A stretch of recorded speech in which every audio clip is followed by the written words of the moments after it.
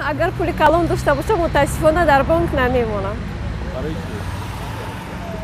Шояд ҳозир банк кор мекунад, баъд аз як ҳафта ё баъд аз як муддати муайяни онҳо кори худро ба анҷом мерасонанд, ман пулҳои худро гум мекунам.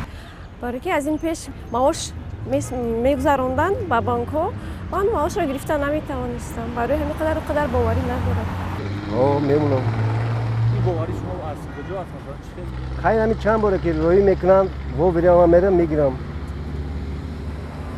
Дар кадом банкҳо бештар кортон?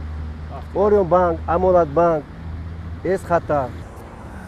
албатта не. Агар дошта бошам намегузарам, барои он ки худ ҳама шоҳид аст, дар Тоҷикистони худамон ҷойи корам он қадар соз нест аввал.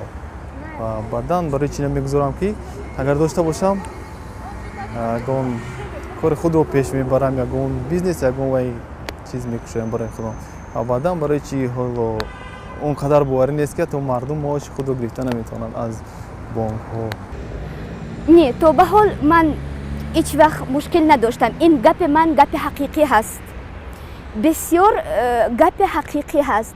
Не ки касоне ки камтарак мушкилот доштанд, ман шоҳиди ҳамин саҳна будам. Не ки бо кати чашмои худам дидам ки чӣ хел масъулони ҳамин Амонат банк, Агроинвестбанк садоқате беандоза нишон доданд. дар замони имрӯза гӯем ки ҳамин ҳозираш фақат боварии халқ ба фикри ман ин дар бонки давлатии амонатгузорӣ аст ки Амонатбонк ном дорад.